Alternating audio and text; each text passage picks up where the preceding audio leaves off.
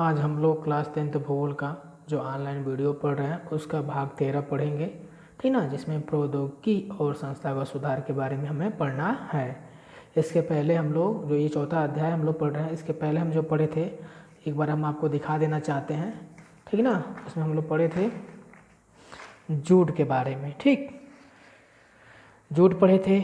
Jute की भौगोलिक दशाएं पढ़े थे, जिसमें तापमान, वर्षा, मिट्टी, ठीक, उसके साथ साथ श्रम पढ़े थे। उसके साथ साथ भारत में जूट उत्पादन के क्षेत्र पढ़े थे, ठीक है ना। इसके आगे जो हमें पढ़ना है वह है हमारा प्रौद्योगिकी और संस्थागत सुधार, मतलब कृषि के क्षेत्र में प्रौद्योगिकी मतलब तकनीकी और संस्थागत सुधार करके, ठीक ना, बड़े पैमाने पर कृषि कार्य करना था, ठीक। तो ये ऑनलाइन वीडियो जो है उसका 13 भाग है। इसमें हम लोग प्रौद्योगिकी और संस्थागत सुधार के बारे में पढ़ेंगे। भारत में कृषि हजारों वर्षों से की जा रही है, परंतु प्रौद्योगिकी और संस्थागत परिवर्तन के अभाव में लगातार भूमि संसाधन के प्रयोग से कृषि का विकास अवरुद्ध हो जाता है। मतलब हजारों वर्षों से जो कृषि कार्य हो रहा है कि प्रौद्योगिकी और तकनीकी, मतलब प्रौद्योगिकी का मतलब क्या है, तकनीकी और संस्थागत परिवर्तन के अभाव में लगातार भूमि प्रयोग से कृषि का विकास अवरुद्ध है। मतलब जिस तरह हम लगातार कृषि कार्य कर रहे हैं हजारों वर्षों से, ठीक ना, कि मतलब तकनीकी ज्ञान के द्वारा हम उस विकास जो कृषि के क्षेत्र में हम प्राप्त करना चाहते हैं वो अभी हम प्राप्त नहीं किए हैं, ठीक ना। भारतीय किसान खेती बाड़ी के लिए मानसून और भूमि की प्राकृतिक उर्वरता पर क्या है निर्भर, मतलब हमारे यहाँ जो किसान है मानसून मतलब वर्षा पर निर्भर है, और प्राकृतिक उर्वरता मतलब मिट्टी में जो उर्वरा जो शक्ति होती है, जैसे हम लोग क्या करते हैं, जैसे तकनीकी वैज्ञानिक विधि का उपयोग करें तो उसमें रासायनिक खादों का इस्तेमाल करके हम उत्पादन को बढ़ा सकते हैं, ठीक है ना। तो हमारे यहाँ के जो किसान हैं वो प्राकृतिक उर्वरता पर निर्भर होते हैं। बढ़ती हुई जनसंख्या के लिए यह एक महत्वपूर्ण चुनौती है। कौन सी, मतलब जो हमारे देश में जो भूमि का उपयोग जो हो रहा है, ठीक ना, कृषि कार्य हम कर रहे हैं, ठीक ना, जिस तरह हमारे देश में जनसंख्या बढ़ रही है, इसका अनुमान लगाया जा सकता है कि कृषि योग्य जो भूमि है वो दिन प्रतिदिन कम होती चली जा रही है। 60% से भी अधिक लोगों को आजीविका प्रदान करने वाली कृषि में कुछ गंभीर तकनीकी और संस्थागत सुधार लाने की आवश्यकता है।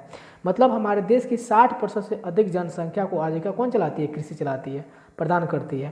तो उस कृषि के क्षेत्र में जो कुछ गंभीर तकनीकी और संस्थागत सुधार लाने की क्या है, आवश्यकता है, ठीक है ना। कौन से सुधार, तकनीकी और संस्थागत सुधार लाना हमारे लिए क्या है, बहुत ही आवश्यक है। तो सबसे पहले हम देखेंगे संस्थागत सुधार क्या होता है।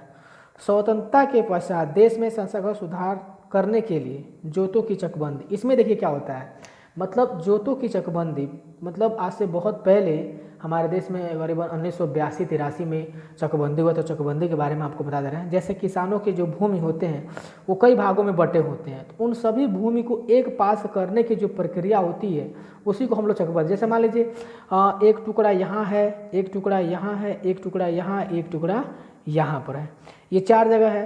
तो इन चारों भूमि के टुकड़ों को एक पास करने की जो प्रक्रिया होती है उसी को हम लोग जोतों की चकबंदी के नाम से जानते हैं। सहकारिता, जमींदारी प्रथा आदि की समाप्ति। जमींदारी प्रथा का नाम सुने होंगे, पहले हमारे देश में जब हमारा देश स्वतंत्र नहीं हुआ था उस समय हमारे देश में जमींदारी प्रथा थी। जमींदारों के पास 1000 से 100 से लेकर अधिक एकड़ भूमि उपलब्ध होती थी, ठीक ना। तो उस तरह की प्रथा को क्या करना था, समाप्त करना था, इसकी प्राथमिकता दी गई थी, ठीक ना, संस्थागत सुधार में। मतलब जोतों की चकबंदी, मतलब जो हमारे बिखरे हुए खेत हैं उनको एक पास कर देना।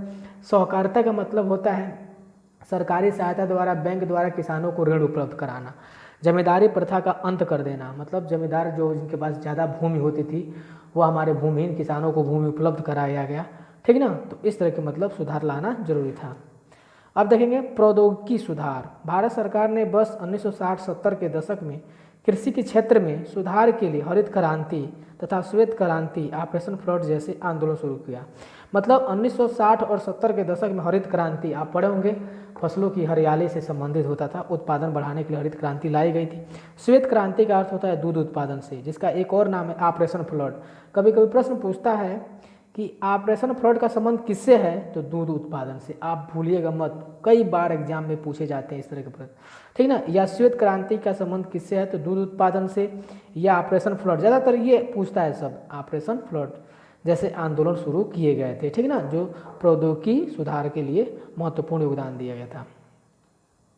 इसमें एक और है, 1980 और 90 के दशक में व्यापक भूमि विकास कार्यक्रम शुरू किया गया जो संस्थागत और तकनीकी सुधारों पर आधारित है। मतलब 1980 और 90 के दशक में व्यापक विकास, मतलब भूमि पर व्यापक विकास के लिए कार्यक्रम शुरू किया गया था, जिसमें संस्थागत, अभी हमने आपको बताया संस्थागत के बारे में, जोतों की चकबंदी, सहकारिता, बैंकों द्वारा ऋण उपलब्ध कराना, ठीक ना, तकनीकी स्तर का सुधार किया गया था। उसमें दिया है ग्रामीण बैंक सहकारी समिति, बैंकों द्वारा किसानों को सस्ती दर पर ऋण सुविधा प्रदान की गई। मतलब सरकार द्वारा बैंक जो होते थे उन पर कम दामों पर किसानों को ऋण क्या किया गया था, उपलब्ध कराया गया। ठीक, अब देखेंगे हम लोग, सरकार ने किसानों के लिए किसान क्रेडिट कार्ड, केसीसी का नाम सुने होंगे, उपलब्ध कराया। व्यक्तिगत दुर्घटना बीमा जैसे कार्यक्रम शुरू किया गया। मतलब फसलों के भी बीमा कराए जाते थे, यदि फसल नष्ट हो जाए तो उन्हें सरकार द्वारा पैसे उपलब्ध कराए जाते थे। किसानों को दलालों और बिचौलियों से बचाने के लिए न्यूनतम सहायता मूल्य एवं खरीद मूल्यों की घोषणा की गई। मतलब इसके लिए, इसमें क्या होता है, बुआई से पहले उस फसल की कीमत तय कर दी जाएगी, मतलब वो कितने रुपये कुंटल बेची जाएगी, ठीक ना। तो इस तरह का होता है न्यूनतम सहायता मूल्य या खरीद मूल्यों की घोषणा पहले ही कर दी जाती है। एक इसी में शब्द आता है भूदान या ग्रामदान। ध्यान से सुनिएगा क्या होता है। आचार्य विनोबा भावे द्वारा भूदान आंदोलन का प्रारंभ 18 अप्रैल 1951 में आंध्र प्रदेश के तेलंगाना क्षेत्र में दिया है पोचमपल्ली ग्राम में किया गया था। मतलब यदि आ जाए कि भूदान आंदोलन किसने शुरुआत किया था, तो विनोबा भावे। कब शुरू किया था, 18 अप्रैल 1919। कहाँ किया गया था, आंध्र प्रदेश में। ठीक, भूदान आंदोलन भूमि सुधार करने, कृषि में संस्थागत परिवर्तन लाने की एक कोशिश थी। मतलब उस समय हमारे देश में बड़े बड़े जमींदार होते थे, ठीक ना, कई गांवों के मालिक होते थे। क्या होते थे, कई गांवों के वो लोग मालिक होते। उन्होंने पूरा का पूरा गांव भूमिहीनों को देने की पेशकश की, जिसे ग्रामदान कहा जाता है। मतलब जो हमारे जमींदार थे, ठीक ना, वो गांवों के मालिक होते थे।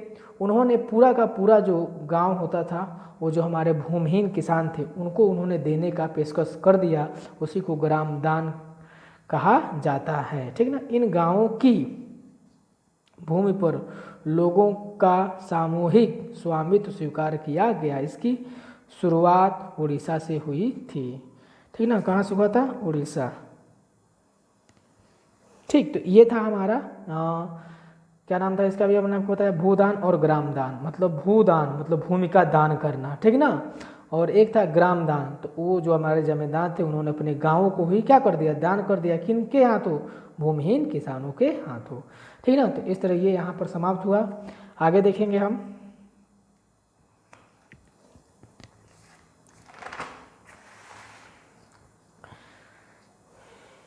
आगे जो हमारा है, कृषि की राष्ट्रीय अर्थव्यवस्था, रोजगार और उत्पादन में योगदान। मतलब कृषि की जो हमारे देश में कृषि जो है वो राष्ट्रीय अर्थव्यवस्था में कितना योगदान देता है, हमारे देश में कितने लोगों को रोजगार उपलब्ध कराता है, और उत्पादन में इसका कितना बड़ा योगदान है। कृषि भारतीय अर्थव्यवस्था के रीढ़ की हड्डी रही है। वास्तविक आपसे बता दें कि हमारे देश की अर्थव्यवस्था में कृषि का बहुत बड़ा योगदान है।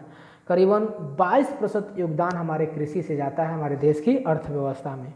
इसीलिए हम इसे भारतीय अर्थव्यवस्था की रीढ़ की हड्डी कहते हैं। किसे, कृषि को। याद रखिएगा, भूलिएगा नहीं, ठीक ना। इसमें देखिए दिया है, सकल घरेलू उत्पाद में कृषि के योगदान का अनुपात 1951 से लगातार घटने के उपरांत भी यह 2010-11 में देश की लगभग 52% जनसंख्या के लिए रोजगार और आजीविका का साधन थी।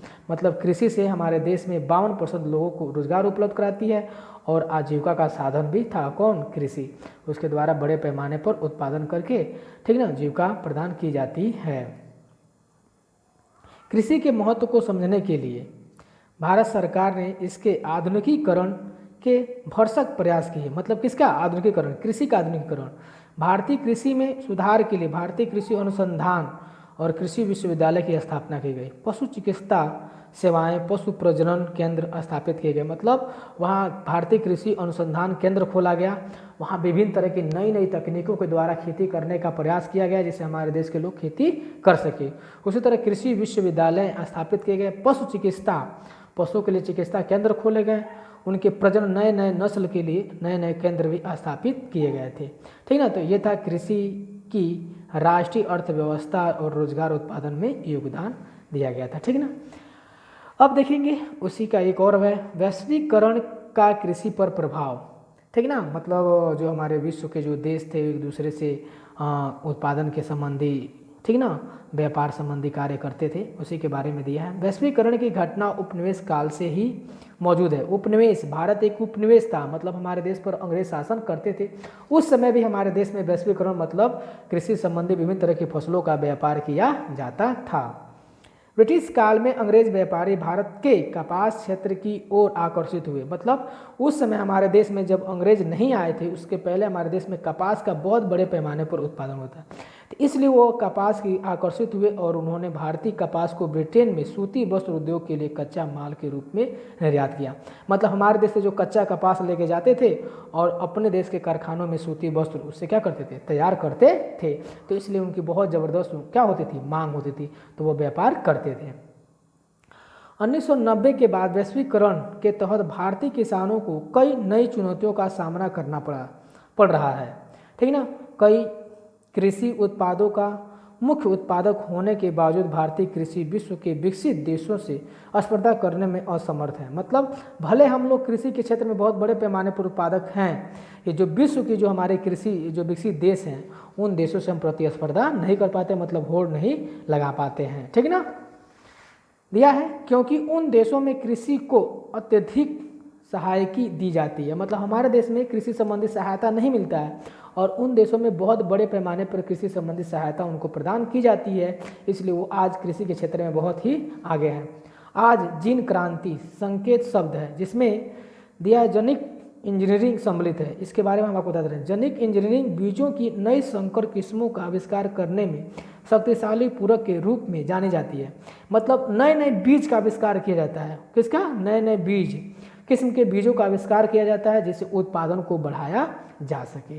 ठीक है ना, समझ में आ गया होगा आप लोगों को। जैसे आ जाए जीन क्रांति का संबंध किससे है, तो आप कहिएगा विभिन्न तरह के नई नई किस्म के बीजों का आविष्कार करना ही जीन क्रांति से क्या है, संबंधित है।